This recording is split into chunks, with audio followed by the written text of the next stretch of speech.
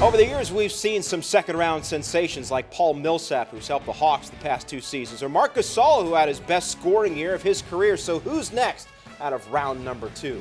Ray Crawford here with Seth Davis. So give us your top 3 second-round sleepers in this year's draft. I'm going to start with Erin White. He's a 6'9" forward from Iowa. He's one of these guys who can score the ball, score from a variety of positions on the floor, at the rim, mid-range, and behind the three-point line. He's bigger and he's stronger than you think. He's a senior, so he's experienced, ready to contribute right away. I think if he gets picked in the second round, he'll make a team. I've actually been surprised at some of the mock projections that have Rashad Vaughn pegged as a potential second-rounder. He's the freshman guard out of UNLV, a very, very heralded recruit who came into a program that had been completely emptied out of talent. He was given more responsibility than he was maybe prepared to handle, but in terms of his upside and his potential, I think he's one of those guys we could look back in the second round and say, boy, he really was a steal. And then finally, Norman Powell from UCLA. I really thought came a long way. He's a strong kid. He can defend his position at the 2 spot at 6'4". He's a good athlete, not a great athlete, but a good athlete, and he really came on late. You know, UCLA was one of those teams, Ray,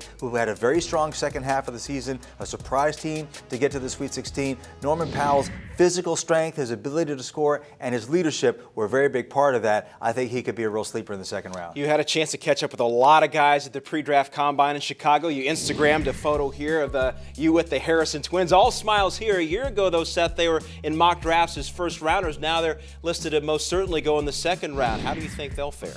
Well, they were great college players, okay? I don't necessarily see either of the Harrison twins as being successful in the NBA. I think there'll be plenty of opportunities around the world or in the D-League to be able to make money playing basketball. But basically, to me, you have a problem in Andrew Harrison, who plays the point guard position and has never really had a great feel for that spot. And then Aaron Harrison, we remember the big shots that he's hit over his 2 years in Lexington, especially in the NCAA tournament. But in terms of his body of work and his long-range shooting percentages, not that impressive. Not impressive enough, in my opinion, for a shooting guard. So I think they benefited at the college level because they're so big. At 6'6", they were playing against players who were smaller than they were, not as strong, not as quick. That's not going to be the case at the NBA level. You've got to bring other things to the table. I don't think they have it. I hope they're wrong. They're great kids. I hope they succeed. I don't see either of the Harrison twins as NBA players. Well, if they get their chance, maybe they have a little chip on their shoulder, a little added incentive. Seth, thanks very much. History shows draft day will produce studs and duds.